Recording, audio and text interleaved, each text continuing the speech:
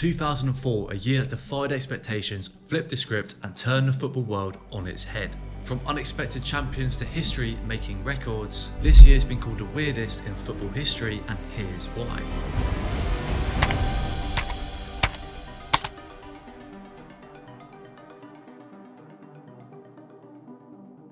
We start with Porto and a certain young manager we all know now as the Special One. In one of football's greatest underdog stories, Porto managed to win the Champions League. It was widely attributed to Mourinho's tactics and maybe just a little bit of luck. Now, this team didn't have any current stars, but what they did have was two great young defenders in Ricardo Carvalho and Paulo Vieira, as well as a young Deco in midfield.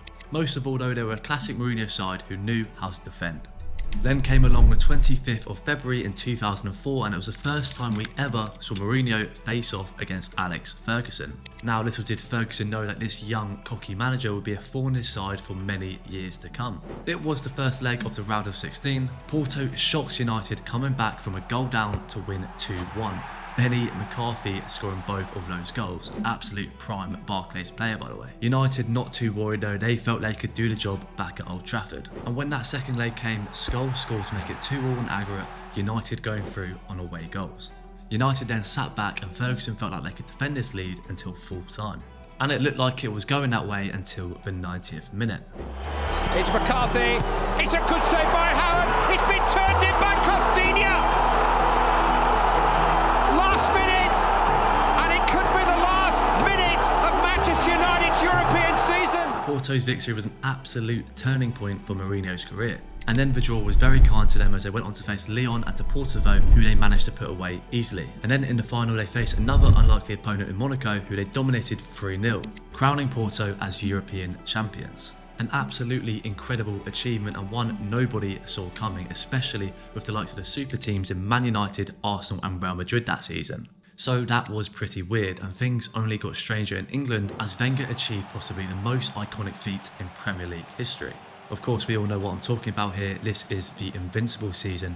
Arsenal became the only team ever to this day to remain unbeaten, winning 26 of those games and drawing 12.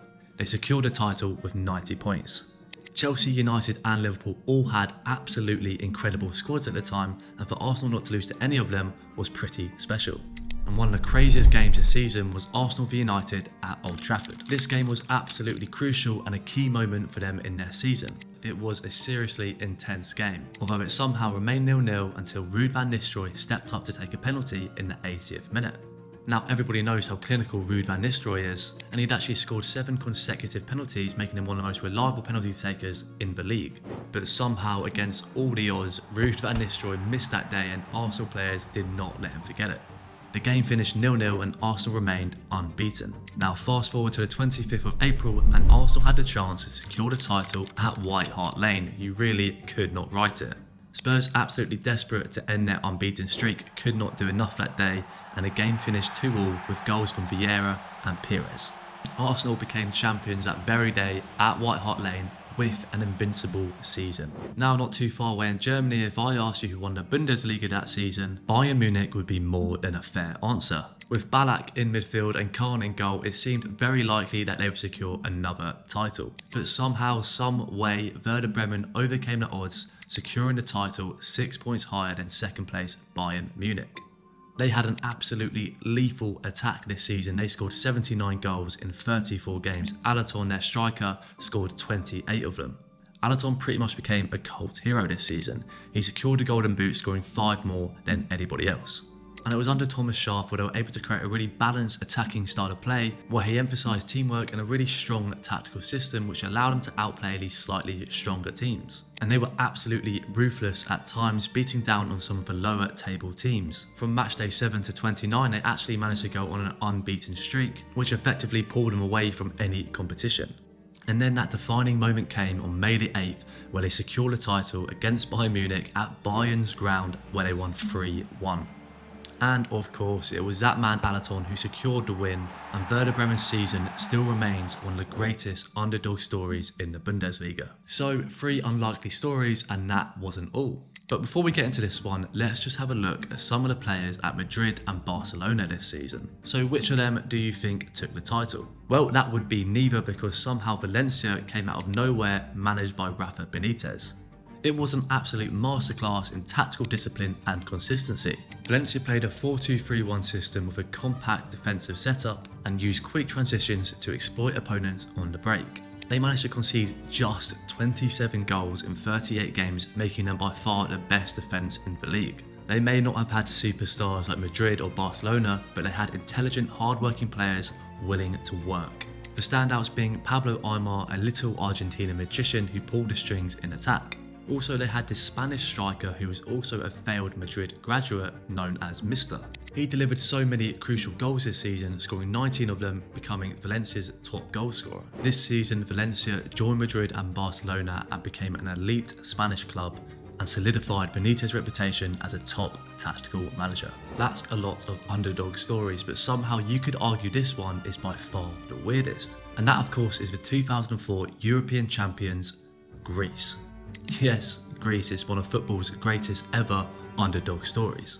Before Greece ever made it to the Euros, they of course had never won a major trophy. They had managed just one appearance at the Euros since 1980s, where they scored just one goal. And their only World Cup back then came in USA in '94, and every game ended in defeats. The bookmakers had actually placed odds of Greece winning the whole tournament at 1 to 250. And it was under German coach Otto Rehagel where Greece shocked the world, winning their first ever major trophy.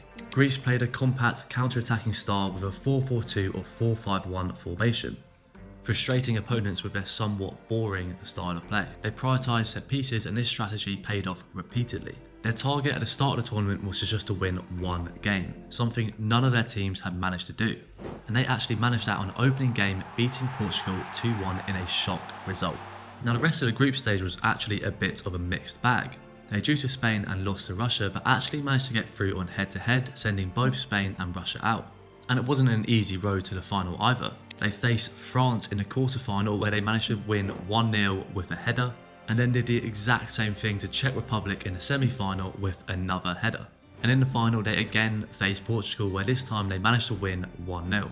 A goal from another set piece, a corner which silenced the crowd and completed their run. Now they definitely did not blow anyone away with their skill, but they were just so incredibly hard to break down, and ultimately that proved to be enough. So 2004, a year of history makers, surprises and underdogs. This year reminded us that football isn't just about big names and superstar teams. This was the year that proved to us that anything in football is possible.